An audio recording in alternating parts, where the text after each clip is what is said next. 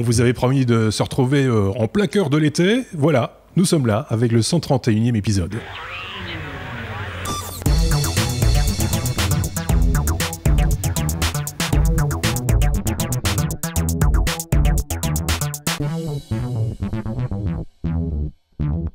J'espère que tout s'est bien passé pour vous durant ce mois de juillet. On avait promis qu'on reviendrait fin juillet, début août pour parler justement de l'actualité technologique du mois de juillet. Et c'est ce que nous allons faire avec ce 131e épisode, ainsi qu'avec le 132e. Vous pouvez suivre comme ça 2 épisodes coup sur coup. Ça vous donnera un peu de matériel à écouter durant ce mois d'août. C'était ce que réclamaient certains d'entre vous d'ailleurs. C'était plus de contenu encore pendant les vacances. Et pour ce 131e épisode, je vais y arriver. On a avec nous de ce côté-ci Benoît. Salut Benoît. Salut. Et puis de ce côté-là, nous avons Marc, et vous en doutez. Salut. On retrouvera 2 autres de nos chroniqueurs pour le 132e épisode.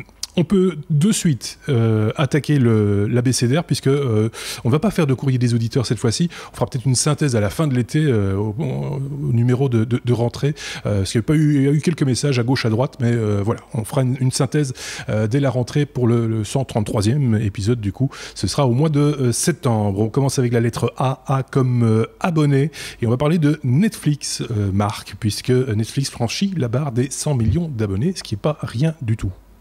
Non, c'est pas rien du tout. En fait, on peut peut-être préciser d'entrée de jeu à ceux qui nous regardent et qui nous écoutent que ces 2 numéros, en fait, vont couvrir des pages un peu plus longues de l'actualité. Parce que généralement, on a l'habitude de caler nos actualités sur celles de la semaine. Bon, ici, ça fait quasi un mois qu'on n'a plus parlé avec vous, hormis les petits hors-série qu'on avait préparés. Ouais. Donc ici, on va aller un peu plus loin. Donc, si vous avez des infos que vous voyez passer, qui vous rappellent des trucs que vous avez entendus il y a 3 semaines, 1 mois, c'est normal. C'est tout à fait logique. On a vraiment tapé dans tout ce qu'on a trouvé. Exactement.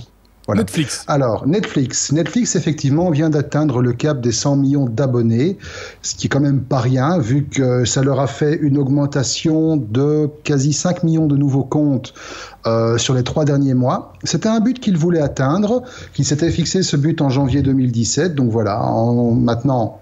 Après une année 2016 qui était assez fructueuse en termes de croissance, ils ont atteint ce cap.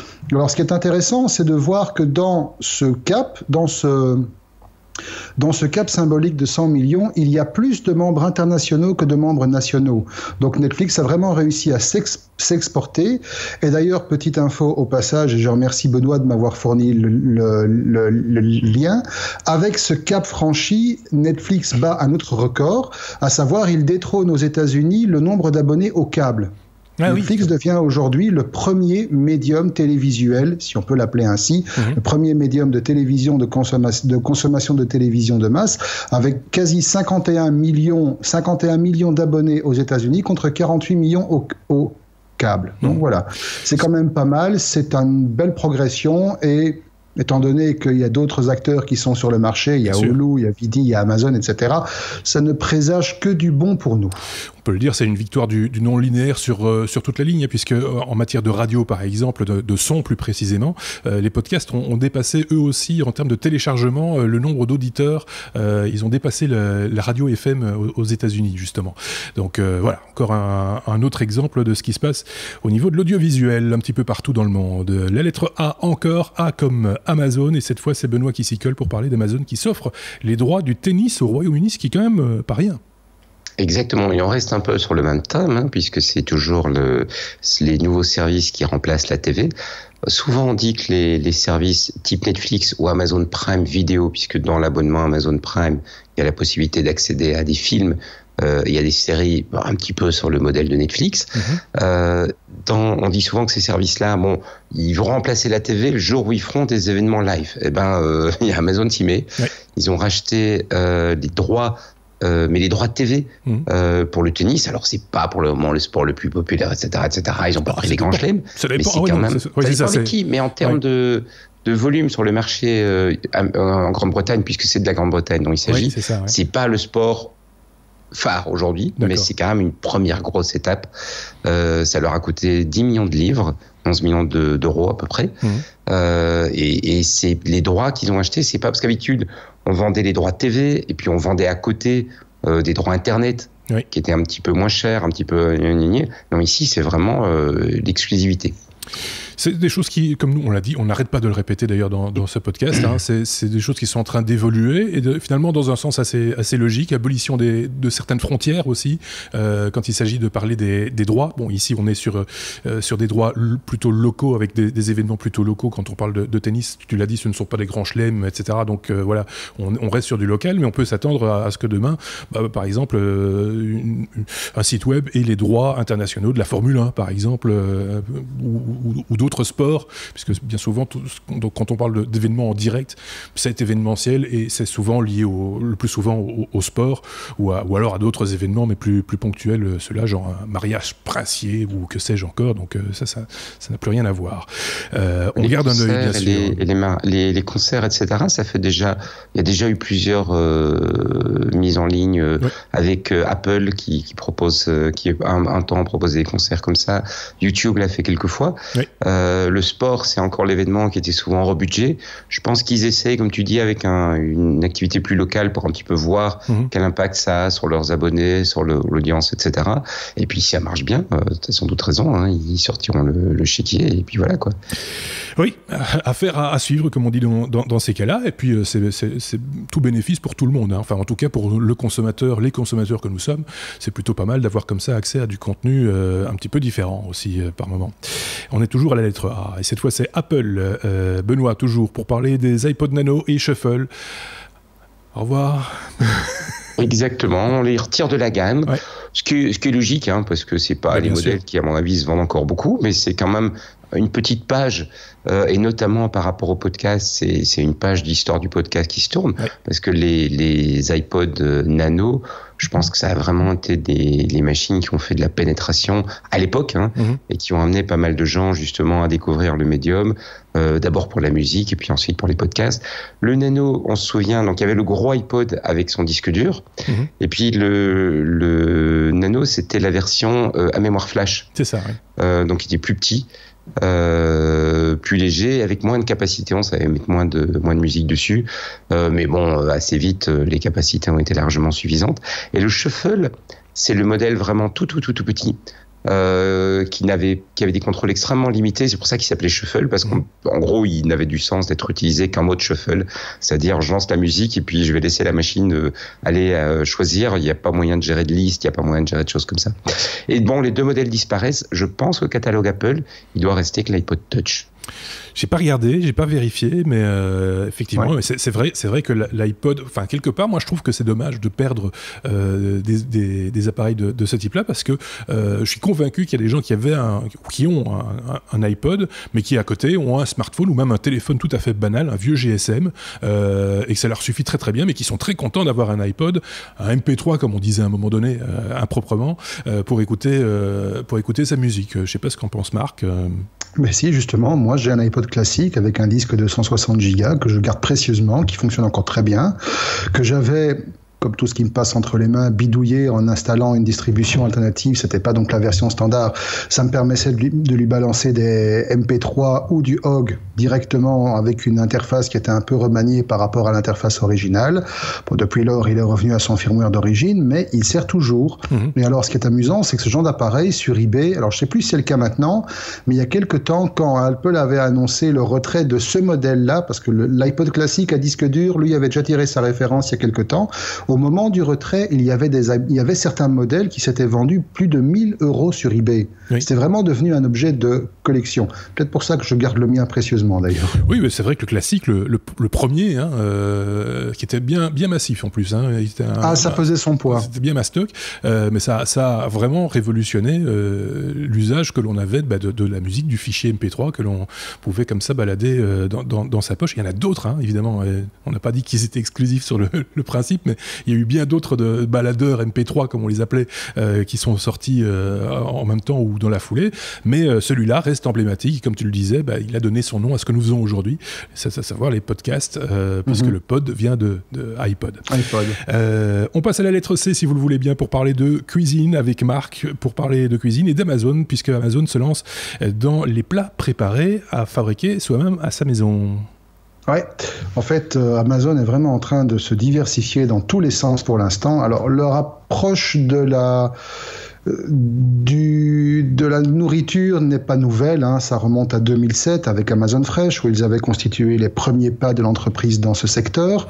Un peu après, ils avaient lancé la commande de fruits et légumes via Prime Now aux États-Unis en tout cas, et par la suite, l'alimentaire de manière générale. Hein. Sébastien nous avait parlé à l'époque de ses premiers essais de commande avec ces fameux chips Pringles qui étaient arrivés sous forme de poudre, donc c'est pas encore tout à fait au point. Ensuite, il y a 2 ans, ils ont lancé leur premier concept store à Seattle avec Amazon Go, qui sont des petits magasins entièrement automatisés où tu passes ta commande à l'avance, tu arrives, tu prends, tu pars, tu payes même pas. Tout est débité automatiquement, tout est géré automatiquement, et c'était couplé avec le système Amazon Prime, qui est en fait une sorte de club exclusif à laquelle les clients d'Amazon peuvent accéder, moyennant paiement évidemment, mais ça donne droit à toute une série d'avantages. Alors, à côté de ça... C'est encore un concept, hein, parce qu'ils ont annoncé là qu'ils allaient devoir ralentir un tout petit peu la mise en service de ces magasins, parce que le logiciel apparemment a du mal à gérer plus de 20 clients à la fois. Mais bon, c'est de la mise en route. Hein. Oui, je ne dis pas ça dans une critique du concept, c'est juste qu'il faut se garder de ce qui est les produits commercialisés, de ce qui est encore du concept et du laboratoire. Ouais.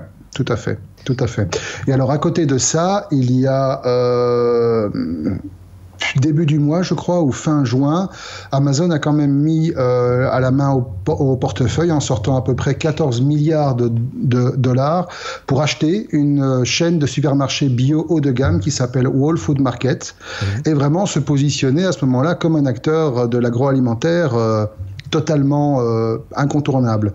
Et alors, dernier truc en date, donc, ce sont ces fameux kits de nourriture à préparer soi-même. Alors, ce sont des trucs qui existent déjà chez d'autres. Hein. Chez nous, par exemple, pour ne pas le nommer, il y a HelloFresh qui le fait. Oui. Et effectivement, voilà, vous commandez, vous recevez votre kit avec le set d'instructions. Ça, parfois du frais, parfois du surgelé. Vous avez la recette. Vous avez derrière un programme de fidélité qui va récompenser les acheteurs les plus réguliers avec des avantages, des réductions, enfin les trucs habituels. Pour l'instant, c'est limité à quelques clients précis de Prime de nouveau, le temps d'évaluer le système, mais c'est vraiment amusant de voir que avec le temps, Amazon est vraiment en train d'investir énormément, généralement là où on ne l'attend pas.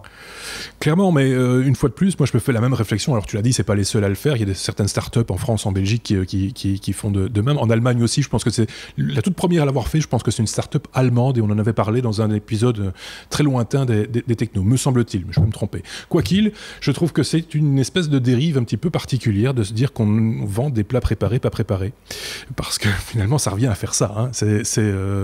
Voilà, on a les ingrédients, on ne les prépare pas, débrouillez-vous vous-même avec. Sous prétexte, avec les petites étiquettes, c'est frais, c'est bio, c'est ceci, c'est cela, qui vaut ce qu'elle vaut. C'est fun. C'est fun. Oui. C'est vraiment dans la tendance du do-it-yourself, où tu as l'impression que tu es un grand cuisinier étoilé parce que tu as réussi à aligner 3 ingrédients, mettre un jet de sauce et... Benoît. Voilà. Non, mais c'est assez dans la tendance actuelle. Hein. On est revenu avec la crise, sans doute, sur le fait de cuisiner à la maison. Pendant un temps, quand on voulait faire un bon repas, on allait plutôt au restaurant, on sortait, etc. On est revenu sur le fait de cuisiner chez soi. Il y a énormément d'émissions Netflix, Amazon et TV sur la cuisine, pas juste chez nous, hein, dans le monde entier. Et donc, la cuisine, c'est tendance, les gens ont envie d'essayer. Et la recette, qui est de façon amusante d'ailleurs, la recette, c'est quand on suit un peu les espaces vraiment cuisine, c'est en train de tomber, et il y a énormément de littérature actuellement sur faut arrêter la recette, faut laisser tomber la recette. Mais comme beaucoup de gens s'accrochent un petit peu à la recette parce que c'est facile, c'est plus accessible, le problème c'est que tu peux avoir il faut mettre une demi-carotte, il faut mettre 2 feuilles de menthe, et alors des gens qui n'ont pas trop l'habitude de cuisiner sont un peu perdus face à ça, et comme on leur fournit juste la bonne quantité, c'est pas faux, ils sont contents. Ils n'ont pas tout compris, hein, parce quand tu fais 2 feuilles de menthe, tu gardes le pot et tu te fais un mojito. Oui, pareil. Ça, c'est très juste, ça. Oui, c'est même une... Moi, je pense qu'il faut même faire le contraire. se faire des moritas, et s'il reste une feuille de menthe, on mettra une feuille de menthe dans le repas, le prochain repas ou le prochain dessert, pourquoi pas. Ou tu peux faire un curry au morito. T'as essayé. Par exemple, ou faire c'est vrai, oublions les recettes. mais on est loin de cette démarche-là. On est dans la démarche de la recette classique qui correspond à une forme d'entrée dans la cuisine. Ouais. Et ça correspond juste à simplifier la recette qui est devenue un peu compliquée. Parce que faut pas oublier aussi qu'avant, t'allais dans un magasin, tu faisais tes courses, t'allais souvent auprès d'un épicier local, t'avais besoin d'une petite quantité et tu le faisais. Pour beaucoup de gens maintenant, accéder aux ingrédients, c'est aller dans un supermarché où les choses sont préemballées dans des volumes qui sont pas nécessairement les volumes dont on a besoin. C'est toujours le même problème. Enfin, c'est bien de le signaler aussi sur les quantités. J'imagine que dans ces box, on te met les quantités nécessaires pour réaliser ta petite recette, etc. Et même peut-être un petit peu de rab, ce qui est pas plus mal, mais ne pas avoir trop de déchets derrière et ne pas perdre, pas devoir jeter, c'est important aussi quelque part dans cette économie-là. C'est clair que quand on vit seul, par exemple, c'est difficile de se nourrir correctement parce qu'il faut acheter des quantités qui ne sont pas nécessairement celles que tu vas consommer ou que tu es capable de consommer dans des délais raisonnables, on va dire, avant que ce ne soit totalement périmé. Mais là, on a ouvert une parenthèse énorme. On est sorti complètement du cadre technologique, soyons clairs.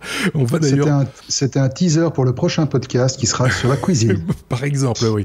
On peut l'imaginer avec ces deux-ci en plus. Il n'y a pas trop de difficultés. On retourne à notre abécédaire avec la lettre D, D comme DEFCON. Benoît, il est vraiment très facile de tout savoir de nos vies, apparemment. Exactement. DEFCON, c'est une conférence sur la sécurité qui a eu lieu là il y a quelques jours sur le mois de juillet. Et il y a une présentation qui a retenu un peu mon attention. C'est une présentation de deux Allemands, Svea Echter et Andreas de Wez, j'espère que je le prononce bien, qui en fait ont présenté les résultats d'un travail qui est, je trouve, absolument effrayant. Ils ont retrouvé comme ça pas mal d'informations privées de plusieurs dizaines de milliers d'Allemands, y compris, c'est la côté un petit peu plus visible, mais y compris des informations de santé de parlementaires. Alors, bon, c'est pas spécialement parce que c'est des parlementaires, mais ça veut dire que par rapport à des Allemands, ils sont un peu connus. Donc des informations disant, tiens, telle personne, elle a besoin de tel médicament, voilà le traitement qu'elle suit, etc. Et comment ils ont fait, c'est absolument effrayant. D'abord, il y a un peu d'ingénierie sociale. Ils ont fait un joli site web disant, voilà, on est une nouvelle agence de marketing, on va on va utiliser un nouvel algorithme deep learning qui va nous permettre de mieux vendre les pubs, de mieux positionner. Donc ils ont contacté les développeurs d'extension Chrome et ils leur ont dit, donnez-nous vos logs. Et alors nous, on va donner vos logs à notre algorithme, on va le mâchouiller un petit peu, ça va nous permettre de mettre l'algorithme au point. Et puis ensuite, grâce à ça, on vous proposera sans doute des services, etc. Et les mecs ont donné les logs. Donc, sans informer le client, enfin, sauf que c'était sans doute quelque part quand tu installes l'extension, mais dans la partie que personne ne lit, sans demander à être payé. Ils ont pris les logs, ils ont compilé tout ça, et ils ont appliqué toute une série de techniques. La plupart existaient déjà, mais il y a quelques idées originales qu'ils ont introduites pour désanonymiser les informations et donc arriver à retrouver que telle personne qui est en train de consulter telle information assez précise qui permet donc de tirer de l'information assez privée sur des opérations bancaires, sur de la santé, etc. Et de savoir qui c'est. Et ils sont arrivés à désanonymiser une quantité absolument phénoménale et donc associer comme ça à côté de toute une série de personnes. Puis ils ont pris leur liste, ils ont dit qui est-ce qui est connu dans la liste. Ils ont trouvé des parlementaires, ils ont trouvé des journalistes, ils ont trouvé des choses comme ça. Et c'est ça qui sort comme information. Et il y a plusieurs trucs qui sont assez interpellants là-dedans. C'est d'abord la facilité avec laquelle ils ont obtenu les logs, pu obtenir ces données et la facilité avec laquelle en fait ils ont pu récupérer à partir de là de l'information extrêmement privée. Et comme ils le disent, c'est pas si tu es derrière un VPN, t'es pas protégé. Oui. Parce qu'évidemment, ils sont allés récupérer ça auprès des extensions Chrome.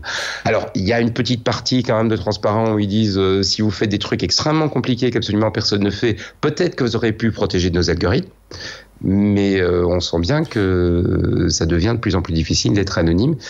Et on sent bien que tu as pas de plus en plus d'entreprises qui sont disposées en fait à vendre tes données parce que tu n'as aucune valeur. Sans se poser de questions, de savoir vers quoi ça va, pourquoi c'est fait, etc. Enfin là j'imagine que c'était pour l'expérience et que du coup ils étaient peut-être plus enclins à... Non, ils l'ont pas présenté en disant on est en train de faire une étude de sécurité ou quoi que ce soit. Ils l'ont présenté en disant on vient avec un nouvel algorithme, mais les mecs n'ont même pas demandé, tu vois, un contrat limitant l'usage ou quoi que ce soit. Alors que c'est vrai qu'à partir du moment où on a ce genre d'informations, on peut faire des liens, même s'ils sont ultra minces, ultra fins. Entre, ils sont pas minces et pas fins, ils sont très précis. Ils sont précis, ils sont là, mais ils sont pas... à chercher à telle situation, etc., etc. C'est extrêmement précis. Ce que je veux dire, c'est qu'ils ne sont pas nécessairement directement visibles simplement par une technique. Là, c'est un ensemble de techniques qui fait que on arrive finalement à croiser l'information et obtenir comme ça le chemin tout à fait précis, comme tu dis, et en droite ligne de chacun d'entre nous.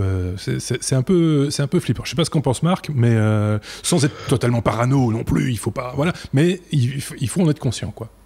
Ben oui, exactement. Et ça fait quand même partie des paradigmes de base que, à partir du moment où tu es sur Internet, à partir du moment où tu es en ligne, ce que tu fais n'est jamais totalement confidentiel, à moins effectivement que tu ne te sois blindé, que tu te sois... Effectivement, le VPN n'est pas une protection absolue, mais ça peut aider. Tu peux commencer à mettre un niveau supplémentaire avec Tor, il y en a encore d'autres, effectivement, on en a déjà parlé dans plusieurs de nos hors-séries, mais l'anonymat absolu n'existe pas. C'est comme la sécurité absolue, ça n'existe pas. Et ce sont des choses qu'il faut garder en tête à partir du moment où on commence à parfois aller faire des choses dont on n'aimerait pas qu'elles se sachent un jour. C'est sûr. Principe de précaution élémentaire. Voilà, exactement. Ce que tu es en train de dire, Marc, c'est que si tu es malade, tu vas plus chercher la moindre info sur ta maladie sur Google, alors que c'est la première chose que tout le monde fait. Oui. Si tu te dis, tiens, je vais acheter une maison, je vais acheter une voiture, je vais faire quoi que ce soit, tu vas plus sur le site de ta banque pour voir les conditions qu'on te propose, parce que c'est la première chose que la plupart des gens font. C'est vrai que c'est un problème. C'est vrai que énormément de gens ont ce réflexe-là. Maintenant, il y a d'autres outils qui permettent de le faire. Alors, encore une fois, c'est une discussion qui est très vaste. C'est une discussion qui peut nous occuper pendant des heures. Il existe d'autres systèmes de recherche que Google. Ils sont nombreux. C'est pas faux. Il existe d'autres outils pour avoir des informations, ça s'appelle le téléphone, ça s'appelle la visite à la banque. C'est peut-être pas ce que tout le monde a l'occasion de faire parce que ça prend du temps. Oui, c'est ça surtout. Oui. Voilà, ce sont des choses qui permettent d'avoir une autre source d'information que plutôt de se jeter. Alors oui, effectivement, on peut se jeter sur Doctissimo et se découvrir un cancer de l'ongle gauche, ça c'est vrai, c'est ce qui arrive à tout le monde. Maintenant, moi, si il faut boire du thé. Dans ces cas-là, il faut boire du thé. Oui, ben voilà, à la tienne, je soigne mon cancer. Mais dans ce cas-là, moi j'ai plus tendance à prendre rendez-vous chez mon toubib et à lui demander ce qui va pas, quoi. C'est pas faux. Il y a du vrai, enfin, c'est clairement dans tout ce que vous dites. De nouveau, c'est une question... Voilà. Chacun voit son rapport à l'information comme il l'entend. Ouais. Chacun voit son rapport par rapport à l'accès à cette information comme il l'entend. C'est vrai qu'aujourd'hui, nous avons une telle facilité à accéder à tout ce qui nous est nécessaire et à ce qui nous est superflu qu'on prend plus forcément la peine d'avoir ces réflexions. Alors, si je vais sur Internet pour chercher ça, est-ce que je vais laisser une trace ou pas, ou est-ce que tout simplement je m'en tape complètement? Oui, et puis le chemin le plus court entre le point A et le point B étant toujours la ligne droite, est-ce que je vais pas choisir la solution de facilité, c'est-à-dire ce que j'ai devant moi, Google. Exact. Voilà, par exemple. C'est un long débat, effectivement. Voilà, faut pas oublier, pour clôturer, que pour un nombre, hélas encore, relativement important d'utilisateurs aujourd'hui, Google égale Internet. Oui, donc, comme Facebook. Le nombre de gens qui commencent par taper leur URL quand ils veulent aller voir sur un site, ils tapent d'abord google.be ou google.com, et puis une fois qu'ils ont la page de Google, ils tapent leur URL. C'est effrayant, quoi. Il suffit de regarder les statistiques d'un site. En général, on n'arrive plus par l'adresse. On ne tape plus l'adresse. On tape quelques mots-clés ou par habitude, on va taper, par exemple, les technos dans la barre et Google va faire le reste. C'est le premier lien qu'il va vous proposer parce que c'est bien fait. Ce sera notre site que vous trouverez. On passe à la lettre E. E comme école. Déjà, tu vois, on n'est pas encore au mois de septembre. On vous parle déjà d'école, si c'est pas méchant, ça. Benoît, tu nous parles d'école et tu nous dis qu'on revient de plus en plus à l'écriture manuscrite, alors que j'avais entendu le contraire il n'y a pas tellement longtemps. Exactement, on avait entendu ça il n'y a pas tellement longtemps, ça a un petit peu fait le tour du genre de site qu'on a l'habitude de fréquenter, disant que plusieurs écoles aux États-Unis et en Finlande avaient décidé d'abandonner l'apprentissage de l'écriture manuscrite pour se concentrer uniquement sur le clavier, et les résultats sont pas très bons. Les résultats sont pas très bons parce que ça ne mobilise pas la mémoire motrice, donc la mémoire qu'on acquiert en faisant le geste, et ça entraîne visiblement des difficultés d'apprentissage. Et donc les écoles qui ont fait ce choix-là sont en train d'en revenir. Ça m'a surpris parce que moi je trouvais que c'était a priori une bonne idée. C'est le nombre de fois où j'écris sur un morceau de papier, il commence à être extrêmement réduit. Mais apparemment, c'était quand même c'est pas une si bonne idée que ça en matière pédagogique. Et donc les écoles font un petit peu le chemin inverse, reviennent à l'apprentissage de l'écriture, les quelques écoles qui avaient fait le choix, et elles redonnent des cours aux élèves qui avaient entre guillemets zappé des cours sur l'écriture manuscrite, purement lié à cette question de mémoire du mouvement, de mémoire du geste, parce qu'évidemment le geste sur le clavier, il est beaucoup plus neutre et il est moins impliquant, et donc il n'aide pas de la même façon à maîtriser, à acquérir vraiment les concepts dont on a besoin pour la lecture et pour l'écriture. Ça m'a surpris. Alors, effectivement, moi je n'avais pas trouvé ça super, hein, moi quand j'avais entendu qu'effectivement certains, je crois même qu'il y a tout un État aux États-Unis qui a retiré du programme l'écriture manuscrite. Et la Finlande. Moi j'avais pas trouvé ça extraordinairement super entre guillemets, dans le sens où quelque part on revient, on perd quelque chose forcément. Je veux dire, l'écriture manuscrite, ça reste quand même. Alors ça fait un peu vieux con de dire ça, mais même si j'écris très très peu, de moins en moins, parce qu'effectivement on est tantôt sur le smartphone, tantôt sur, on a toujours un clavier à portée de main et que c'est ça qu'on va privilégier, mais de temps en temps pouvoir écrire 2-3 trucs sur un bout de papier pour le glisser dans une boîte aux lettres par exemple, une insulte à un voisin ou des choses comme ça, ça reste des choses, je plaisante, mais ça reste quand même quelque chose d'important, et puis aussi pour se former l'esprit. Je sais pas ce qu'en pense Marc, une fois de plus. Si, justement, et ça me rappelle un article que j'avais lu il y a quelques années, un article qui était écrit par un neurologue, et le type expliquait que d'un point de vue programmation neurolinguistique, la mémoire, donc on développe tous différents types de mémoire, on a tous une dominante vers un type de mémoire particulier, mémoire visuelle, mémoire auditive, mémoire contextuelle, etc. Mais il y a un type de mémoire qui est un type fondamental, qui est ce qu'on appelle la mémoire scripturale. Et c'est cette mémoire qu'on développe avec justement cet apprentissage du geste d'écrire, et c'est une mémoire qui fixe en fait la mémorisation à long terme. C'est pour ça qu'apprendre à écrire, apprendre à vraiment bien écrire ses lettres, apprendre à avoir cette facilité, cette fluidité dans l'écriture, apporte énormément de choses pour la construction cérébrale et pour l'équilibrage de tout ça. Ouais. Sinon, effectivement, on le remarque aujourd'hui, les gosses qui, 12, 13, 14 ans, qui ont appris en fait à utiliser juste ces deux doigts-là pour écrire, bon, parfois ceux-là aussi quand ils ont des grands smartphones ou des tablettes, en outre qu'ils souffrent d'une orthographe et d'une grammaire déplorable, parce qu'ils sont assistés massivement par des systèmes qui ne sont pas toujours les plus fiables. Les correcteurs orthographiques et grammaticaux ont leurs limites.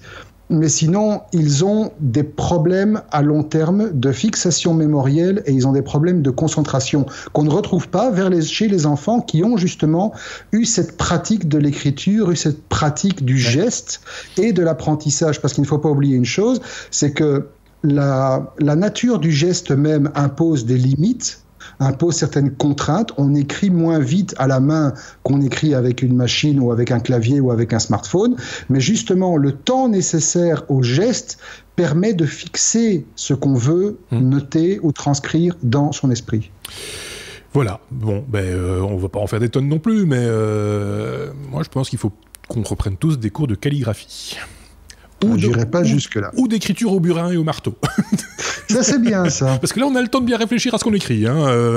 Non seulement ça. Et alors là, le voisin, tu peux directement lui mettre le burin. Oui, c'est ça. C'est encore autre chose que le clavier mécanique dont on avait déjà parlé. On est allé d'être E comme école, mais aussi E comme espace, avec une visite de l'ISS. Et là, c'est quand même bien, ce machin-là.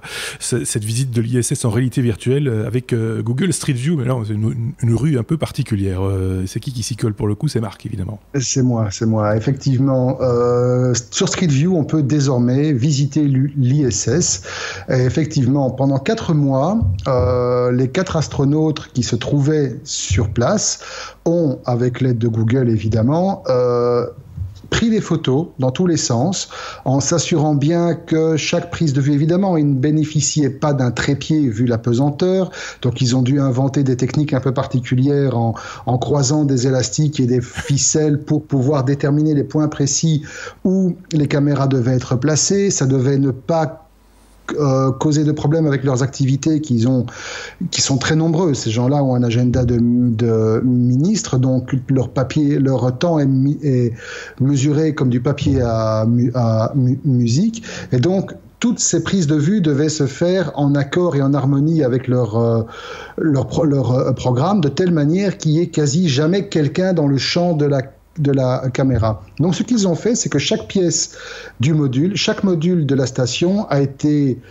shooté à 24 reprises, et avec l'aide de Google, toutes ces informations, toutes ces photos ont été reconstituées, et le résultat est visible sur le site Google Street View, et c'est relativement bluffant. Alors, par contre, ce que je déplore, c'est qu'aujourd'hui, apparemment, il ne semble pas encore possible de faire cette visite avec un appareil de réalité virtuelle. Moi, j'ai essayé de le mettre sur mon Samsung Gear.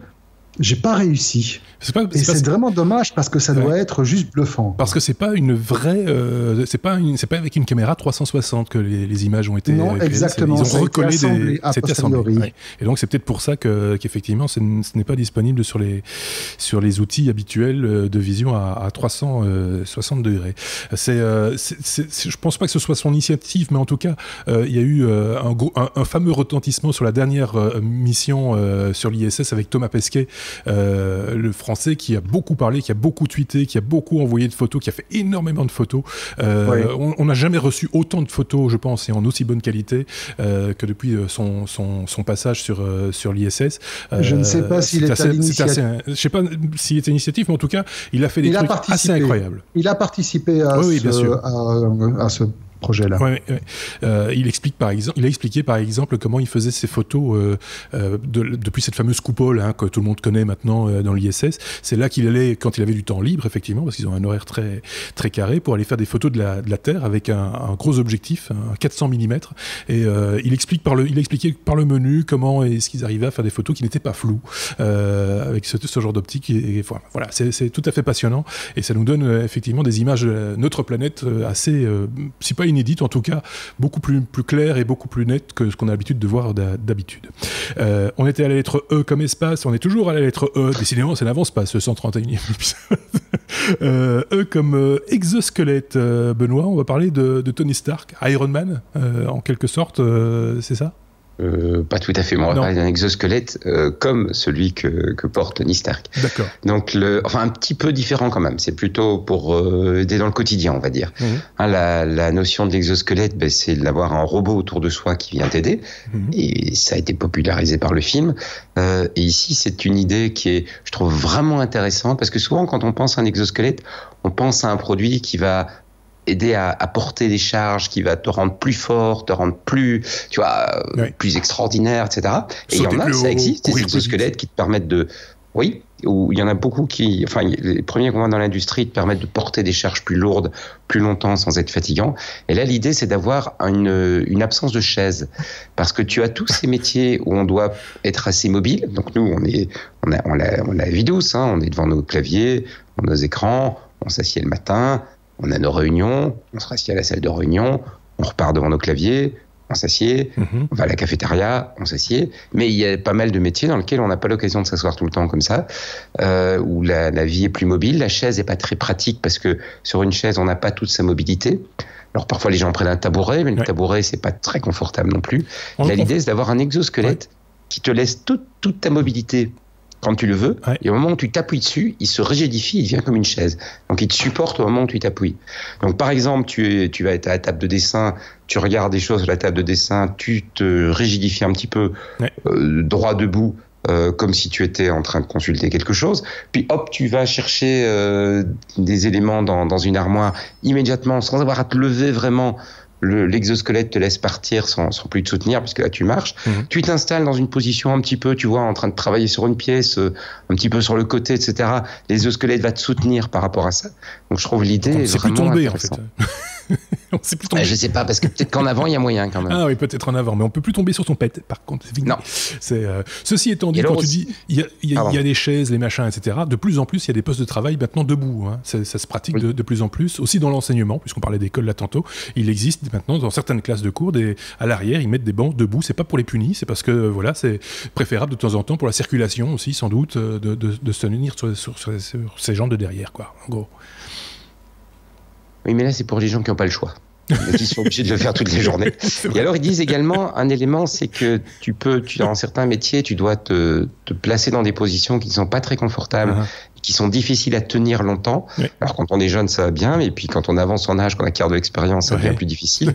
Et là, de nouveau, le squelette va pouvoir te soutenir, enfin, l'exosquelette va pouvoir te soutenir. Donc, pas te rendre plus fort, mais te soutenir et te permettre de rester de façon plus confortable sur la tâche. C'est vrai que c'est une application dont on n'avait pas pensé, enfin, moi, à laquelle je n'avais pas pensé entre nous. Moi, j'ai vu des trucs formidables, il n'y a pas tellement longtemps, d'ailleurs, en Suisse, ils ont montré des exosquelettes qui viennent en aide à des gens qui, normalement, n'ont plus l'usage de leurs jambes, et qui leur permet de retrouver de la mobilité quasiment, on va dire, comme tout le monde, de pouvoir en tout cas se tenir debout, de pouvoir avancer et de pouvoir comme ça se départir d'une chaise roulante qui ne pourra jamais passer partout non plus. Donc c'est plutôt pas mal. Enfin voilà, il y a plein d'applications. Celle-là, on ne la connaissait pas. En voilà une de plus. Je vais articuler, peut-être ça va être mieux. On était à la lettre F, fini la lettre F, on passe la lettre E, pardon. On est encore toujours la lettre E, on n'avance pas évidemment. E comme extinction. C'est moi qui vais m'éteindre. D'après son ancien directeur technique, Firefox est en voie d'extinction. Ça, c'est une petite info de rien du tout. C'est un bruit qui court ou c'est vrai ou c'est quoi ?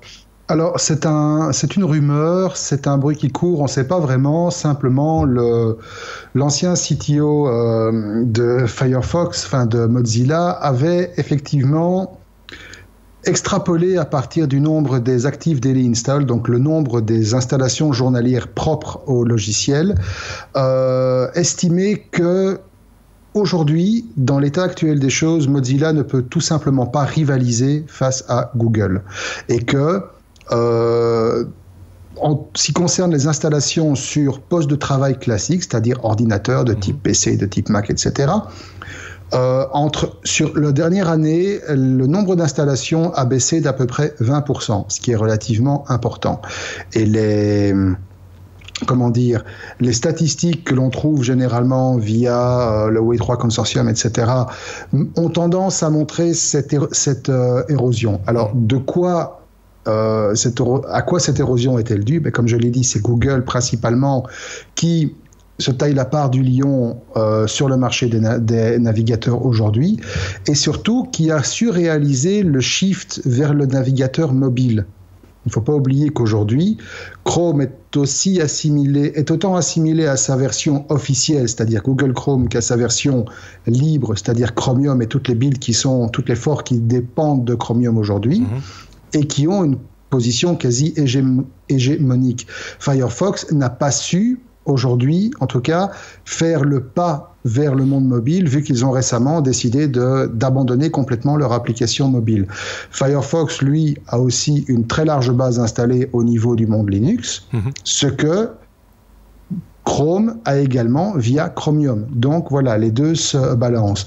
Donc, de ce que ce monsieur qui s'appelait, que je retrouve son nom, Andreas Graal avait déduit, c'est que à terme, si quelque chose de fondamental n'intervient pas, Firefox ne pourra plus compter que sur les plateformes de type desktop à l'avenir que pour rester en vie, vu que des autres côtés, ça paraît aussi bien au niveau de l'embarqué qu'au niveau mobile, ça paraît grillé, quoi.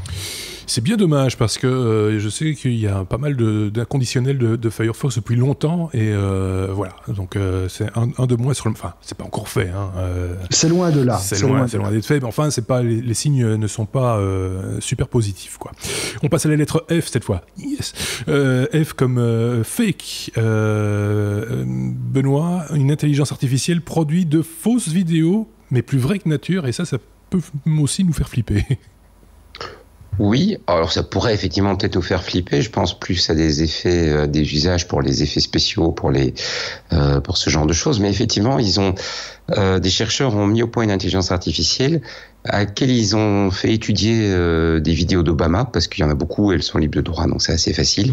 Donc ils lui ont fait étudier un grand nombre de vidéos d'Obama, et elle est capable de reproduire, de créer par elle-même, plutôt pas de reproduire, de créer par elle-même des vidéos d'Obama, sauf que les vidéos n'ont jamais existé, et Obama n'a jamais parlé, n'a jamais eu les mouvements, les choses, etc., que la vidéo crée. Alors, soyons clairs, c'est pas du montage, c'est pas reprendre des images à gauche, à droite pour monter quelque chose, c'est complètement créer l'image, créer l'animation, créer le mouvement, créer la gestuelle, tout recréer comme si c'était une vidéo d'Obama, sauf que c'est pas une vraie vidéo d'Obama.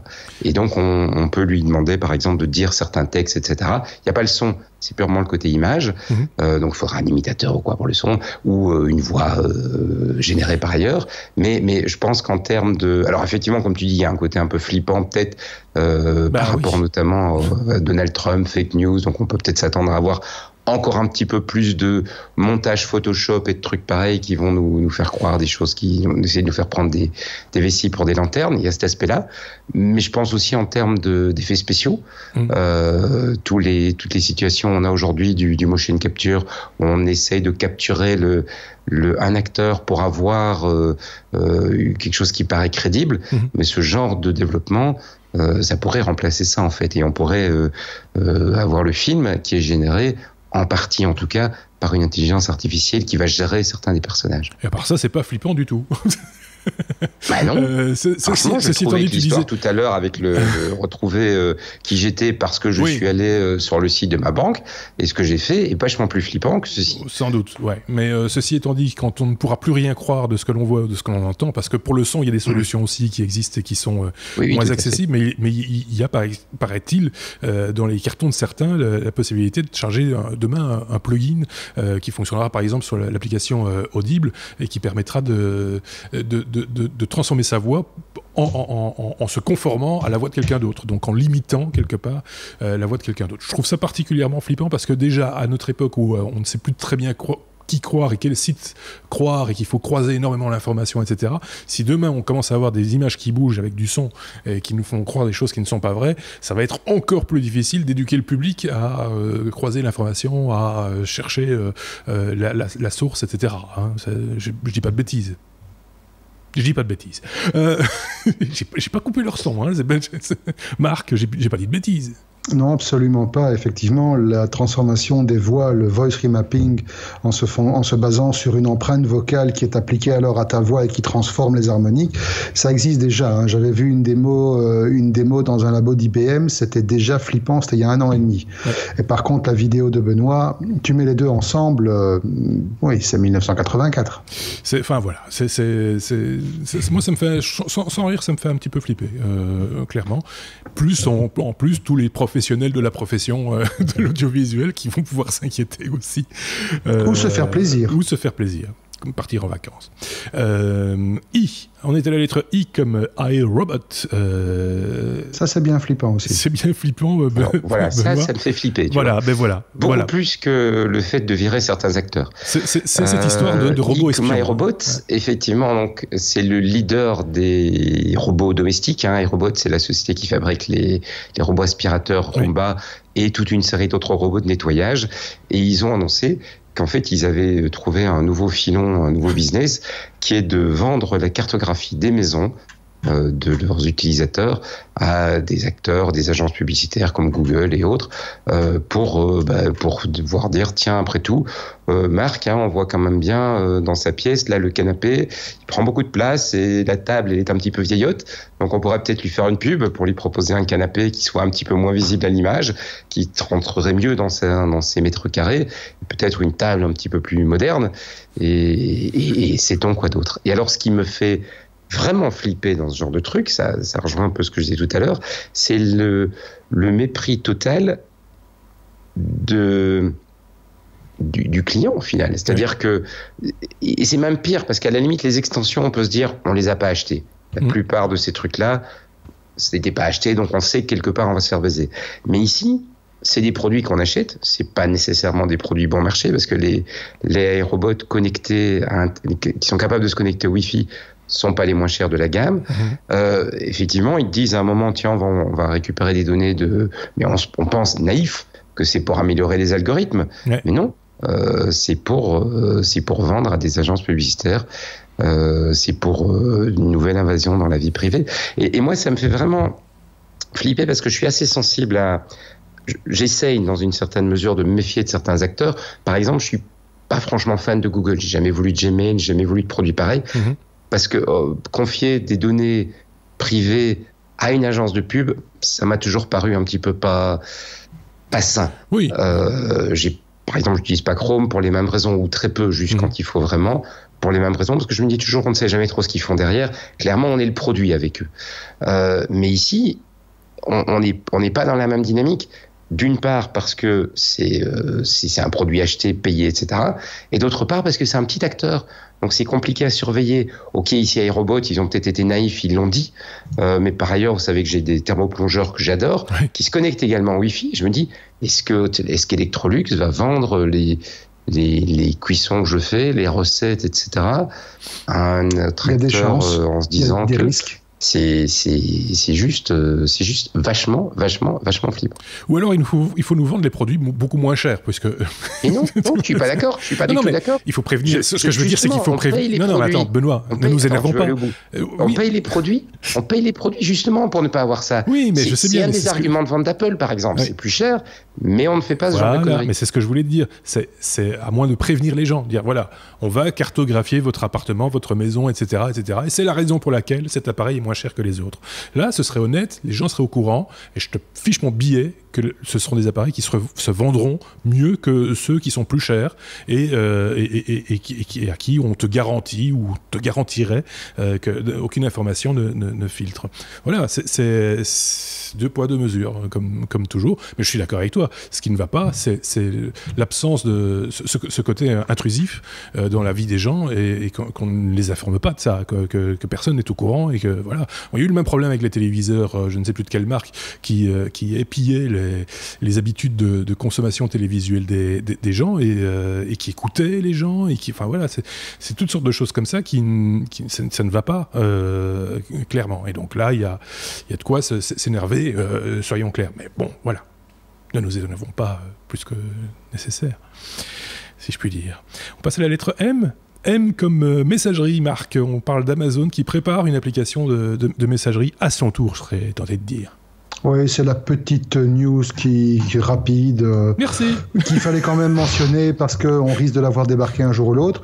Ça m'a permis de me rendre compte que Amazon avait déjà lancé un truc similaire dont je n'avais jamais entendu parler. Alors, je vais vous poser la question. Est-ce que vous avez déjà entendu parler ou utilisé Chime ou Chime ? Ça me dit rien. Non. Ben voilà, c'est une alternative que Amazon a lancée à Skype for Business, WebEx, Slack, etc. Et ça a été lancé au début de l'année. J'en ai jamais entendu parler. Vous n'avez jamais entendu parler de ça. Ça me rassure, c'est que j'étais pas perdu dans les trucs. Donc, à côté de ça, Amazon prévoit un truc qui s'appelle Anytime et qui va être une messagerie rivale de Snapchat, Messenger et WhatsApp. Voilà. Donc, grosso modo, vous allez pouvoir contacter vos amis, vous allez pouvoir faire de la messagerie instantanée, des appels audio, des appels vidéo, mettre des mentions, mettre des gifs, des stickers autocollants, vous faire des têtes stupides avec des oreilles de chien et des nez de cochon, des filtres, des masques, des jeux entre amis.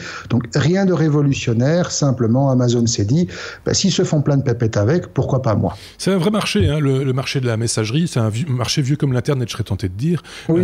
Parce que des messengers, on en a eu, et pas qu'un peu. Hein, je me rappelle de Yahoo avait un messenger, oui, absolument. Hotmail en avait un. Enfin, mais il ne faut même pas aller aussi récemment que ça. Qui utilise encore ICQ ? Moi, j'en connais un qui m'a bien énervé avec ça, c'est Sébastien. On aura l'occasion d'en reparler, parce que c'est le seul qui m'a communiqué son ICQ. Je tiens à signaler, juste, je fais une petite parenthèse, qu'il existe maintenant sur notre site une page reprenant les membres de l'équipe avec les liens qu'ils ont bien voulu nous donner vers les différents réseaux sociaux qu'ils occupent et qu'ils utilisent le plus fréquemment. Et le seul qui m'a envoyé un code ICQ, c'est Sébastien, et c'était la seule icône que je n'avais pas dans ma banque. Donc, j'ai failli te lancé mon jabber, mais finalement, je me suis dit non. Non, stop, merci. Benoît avait levé le doigt. C'est pas pour foutre les... Mais dans l'épisode 111, on avait présenté Amazon Chime. J'étais certain qu'on avait parlé. En plus, c'est un épisode où tu Est-ce étais... que c'est un épisode où je présentais? Non, tu présentais pas, mais enfin bon, c'est Non, mais là, c'est moi qui suis en tort. C'est parce que j'ai pas de mémoire. 111, tu dis. C'est donc il y a 22 semaines. T'allais dire 22 ans. pour moi, après un certain temps, c'est comme 22 ans. Oui. Ah bon, on avait parlé de ça. J'étais certain que c'est au techno que j'en avais entendu parler en plus. Ah, en plus, ben voilà, comme quoi on était... Bon, ben my bad, c'est un numéro que j'avais pas écouté avec assez d'attention. Voilà, comme quoi il faut écouter tout. Parce qu'après, on prend des notes et puis on pose des questions. Hein. Oui, c'est ça. on va devoir pratiquer comme ça bientôt.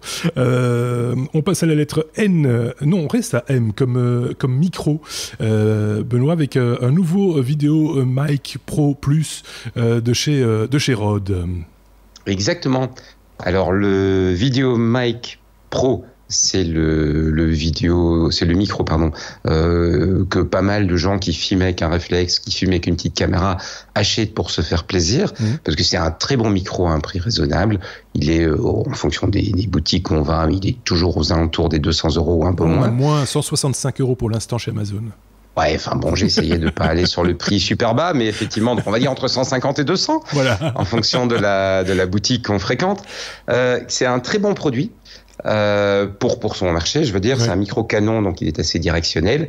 Il a le petit connecteur, le petit câble connexion 3.5, donc qui marche bien sur tout ce matériel-là, donc il n'y a pas de difficulté, il ne faut pas d'adaptateur, il ne faut rien. Il a une relativement bonne isolation du bruit, ce qui fait que tu n'as pas tout de suite tous les bruits de manipulation, etc., qui remontent dans le micro. Pardon, je suis un petit peu, en parlant de micro, pas en grande forme vocale aujourd'hui. Ouais. Et le produit donc se vend bien, et donc Rode vient d'en sortir une nouvelle version, la version Plus, qui change pas radicalement, mais qui améliore un truc qui était quand même emmerdant sur l'ancien modèle, et qui rajoute une vraiment bonne idée, qui est pas nouvelle, c'est pas ils l'ont pas inventé pour le coup, mais qui est une vraiment bonne idée qu'ils ont piqué à la concurrence et qu'ils ont mis dans ce micro. Alors l'amélioration, c'est la gestion de l'énergie. Parce que l'ancien micro, il avait deux défauts. D'abord, il fonctionnait avec des batteries 9 volts, les grosses batteries carrées, rectangulaires, là, qui sont une horreur à trouver, que tu trouves quasiment pas en rechargeable, qui sont pas pratiques. Et ça paraît bête parce qu'on se dit qu'il faut d'avoir un stock, mais par exemple, ça veut dire que tu pars en vacances, tu es dans un parc d'attractions, ton micro s'arrête. Tu te dis, mince, mais tu as peu de chances de trouver une batterie 9 volts. Des AA, tu en trouveras à la boutique, mais une batterie 9 volts, tu n'en trouveras pas. Donc, tu es embêté, tu ne sais plus enregistrer pendant le reste de la journée. Donc, première amélioration, ils sont passés sur soit une batterie rechargeable, qu'on va recharger avec un micro USB, donc le nouveau, un truc assez standard, pas besoin de quoi que ce soit de spécial comme matériel, soit des piles AA, ce qui veut dire que si ta batterie te lâche en plein milieu de tournage, tu vas bien trouver une boutique qui te vendra des piles AA, donc t'es sauvé sur ce plan-là. Autre amélioration, parce que le problème de ces micros, c'est qu'il faut penser à les allumer quand on commence à tourner. Il faut penser à les éteindre quand on a fini de tourner. Si on pense pas à les allumer, c'est ballot, parce que du coup, on n'enregistre rien. Si on pense pas à les éteindre, c'est mon cas souvent. Si on pense pas à les éteindre, c'est ballot aussi. Parce que du coup, la prochaine fois, on veut filmer, on peut plus enregistrer, exactement. Et en fait, ils ont pris une petite fonctionnalité qui est déjà existante sur d'autres micros de leur gamme, qui est de détecter quand la caméra se met en route. En fait, quand une caméra se met en route, on voit un petit courant sur la prise micro. Et là, le micro sent ce petit courant et se dit, ah ben voilà, la caméra s'est allumée, je m'allume automatiquement. Quand la caméra s'éteint, il s'éteint automatiquement, donc on ne consomme la batterie que juste quand on en a besoin. Donc ça, c'est la grosse amélioration, gestion de l'énergie. Tu veux dire quelque chose, Marc ? Oui, non, parce que je vois l'heure qui tourne et... Je vais très vite sur l'autre bonne idée qu'ils ont piqué chez quelqu'un. C'est en fait, ces micros, ils enregistrent avec un seul canal, parce que forcément, il prend le son devant lui.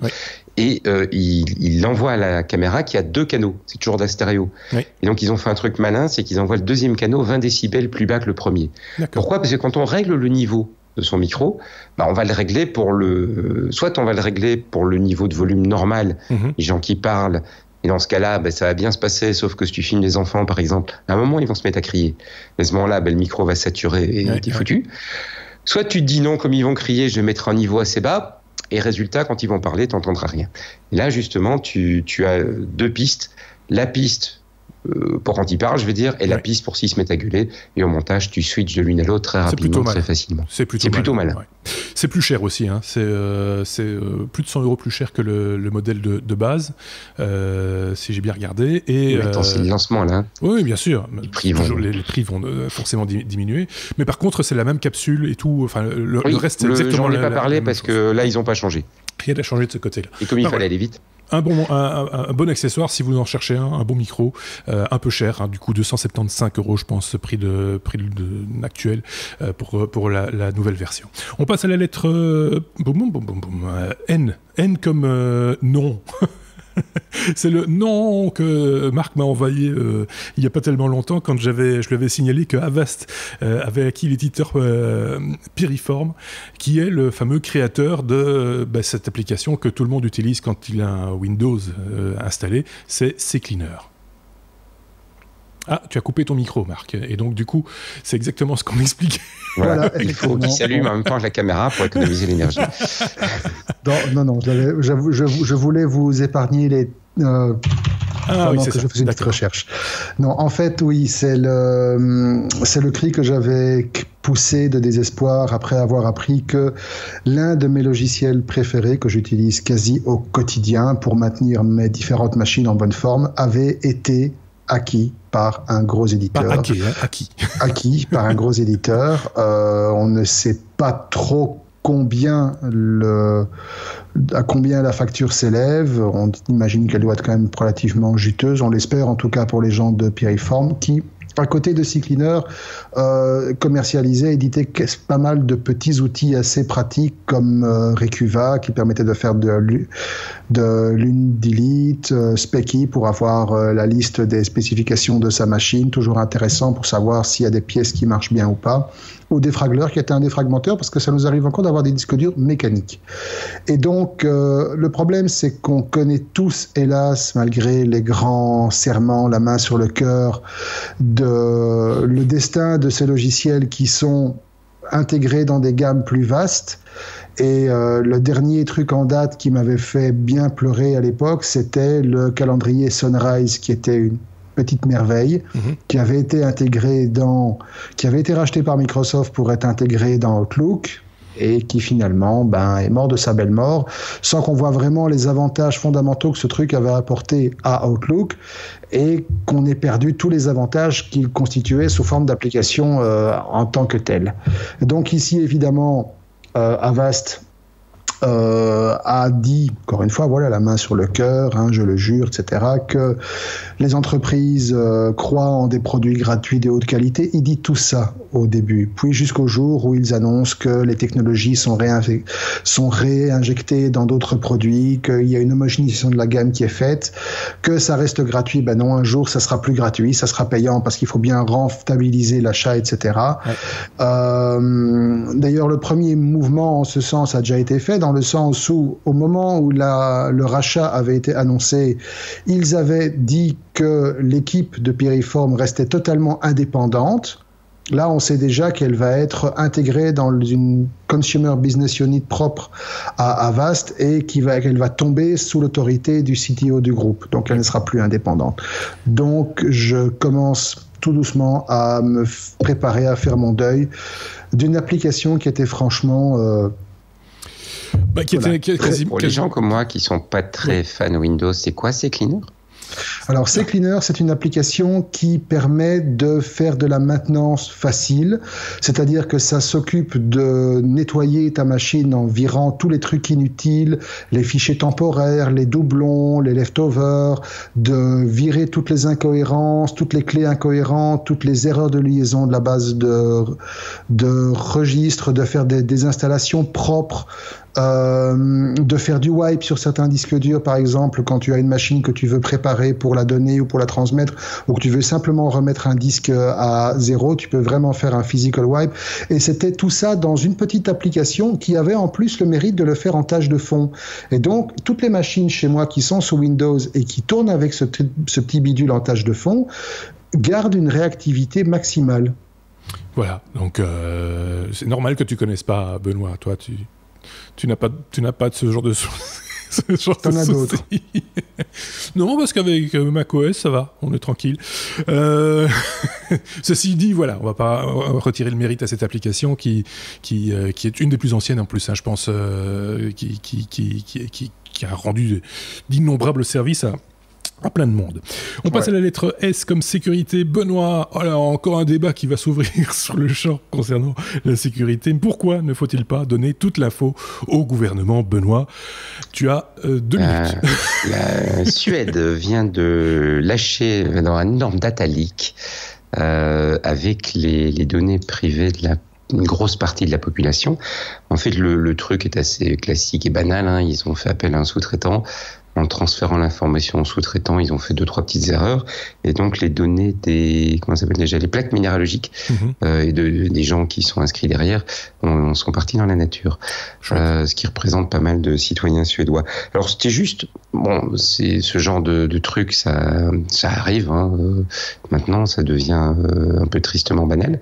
Mais je voulais en revenir dessus parce qu'on a quand même eu 2 sujets déjà sur la vie privée. Ouais. Et parfois, quand on en parle, il y a des gens qui disent « oui, mais la solution serait de légiférer, de machin, etc. » Il faut quand même réaliser que les gouvernements ne sont pas franchement plus capables, dans l'état actuel, que la plupart des citoyens de gérer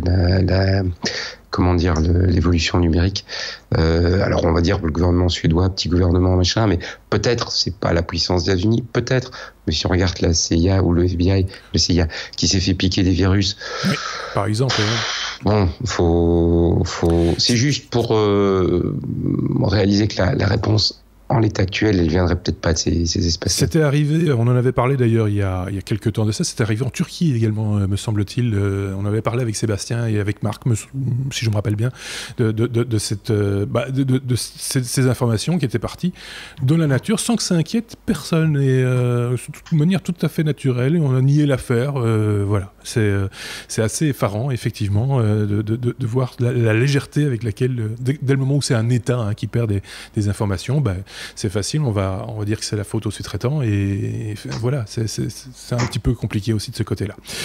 C'est le chat qui éternue chez Benoît. J'ai entendu le chat éternuer, non Non, il éternue pas, il est en train d'essayer d'ouvrir une porte, mais il peut pas aujourd'hui. Ah ben voilà, donc il est de très mauvaise humeur. Il est pas content, il est coincé avec Benoît dans le bureau. On passe à la lettre... Ah bah tiens, il y a une lettre W pour ce 131e épisode. Vous le savez, la lettre W, c'est le what the fuck. Il y en a même 2 pour le même prix. Et c'est Marc qui en a trouvé 2, justement.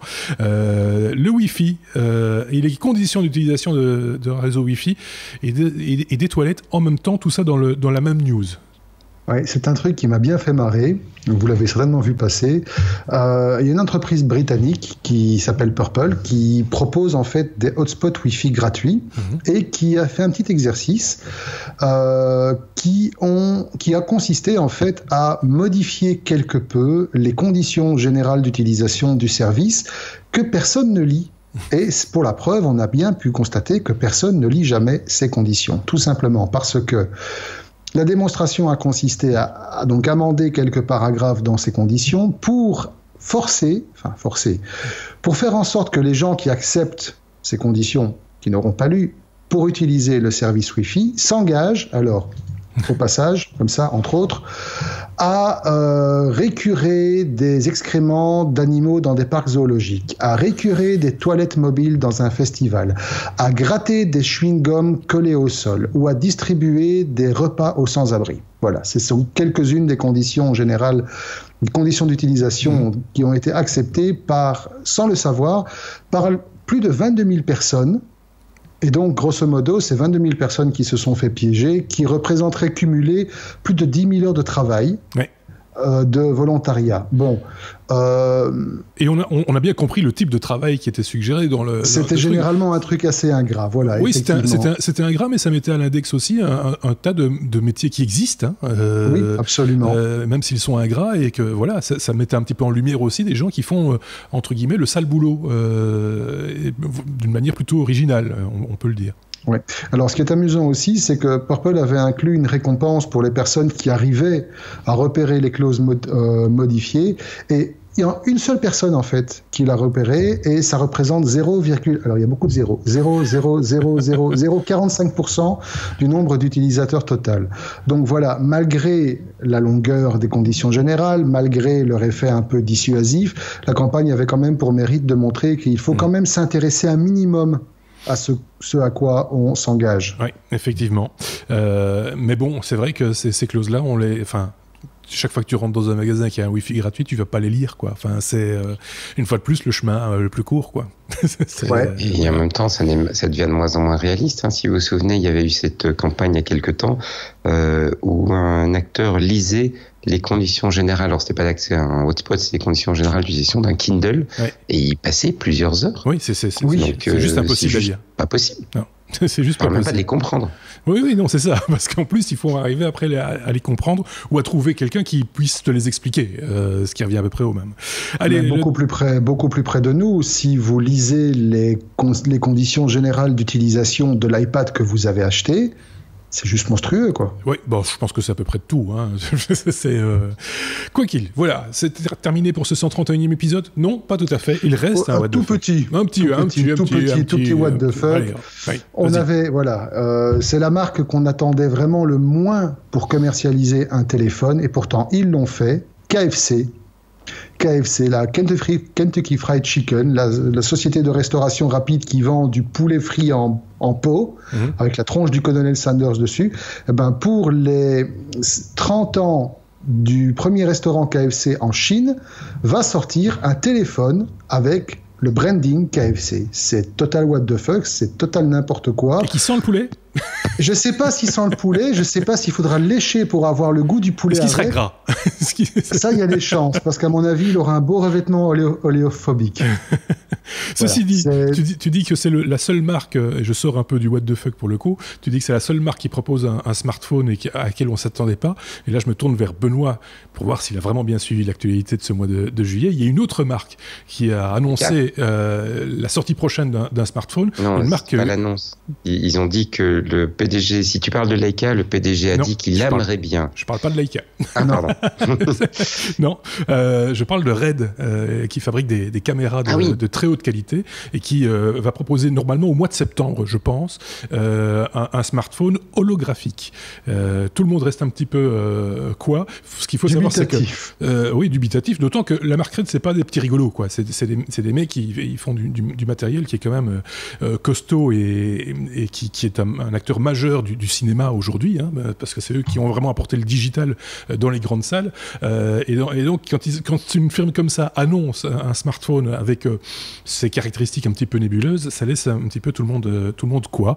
Et donc, en septembre, on sera évidemment sur le pont avec Benoît, entre autres, pour parler de ce smartphone, s'il sort, on suppose qu'il sortira, et ce qu'il proposera comme fonctionnalité. Je pense que tu avais suivi ça aussi, Benoît. Oui, j'imagine qu'ils veulent se lancer dans le documentaire. Peut-être. Puisqu'en fait, quand tu regardes, tu as de plus en plus de journalistes qui filment avec un smartphone, et c'est pas un marché où ils sont présents. Non, c'est pas idiot. Il y a des choses à faire de ce côté-là, mais bon, voilà, la forme de l'annonce est un petit peu particulière, voilà, c'est un petit peu spécial. Et toi, tu avais entendu autre chose, et comme ça on conclura. Tu avais été... le patron de Leica a dit qu'il aimerait bien que Leica sorte un smartphone, mais c'était pas encore officiel. Ça ressemblait pas à un effet d'annonce. C'était clairement dans une interview plus large. On lui dit tiens, est-ce que tu vois à la fin c'est la question est dans vos rêves les plus fous. Et il a dit ça, mais c'était pas genre on travaille dessus quoi. C'était plus ça, ce serait quand même chouette comme un ayant. Voilà. Comme quoi, des informations de l'actualité ou pendant ce mois de juillet, il y en a eu un paquet. On ne vous a pas parlé de tout. On nous appelle. On nous a pas parlé de tout. Mais on va vous en parler dans le 132e épisode des Technos avec le restant de l'équipe qui s'impatiente, qui est derrière. Vous voyez, c'est comme ça que ça se passe chez nous. C'est pour ça qu'il y a le pouit que vous entendez dans les oreilles, qui est un petit peu gênant. Merci en tout cas à Benoît, merci également à Marc. On se retrouve bien entendu à la rentrée et puis dans les hors-séries qu'il nous reste à vous proposer d'ici le mois de septembre. Et dans la foulée, là, vous allez pouvoir écouter le 132e épisode. C'est la première fois qu'on fait ça avec le restant de l'équipe. Donc j'ai envie de vous dire à tout à l'heure, à bientôt, à tout de suite, c'est comme vous voulez. À très bientôt. Sur toute la saison d'un coup, c'est comme Netflix. Oui, c'est un petit peu ça, toute la saison estivale d'un coup. À bientôt, au revoir.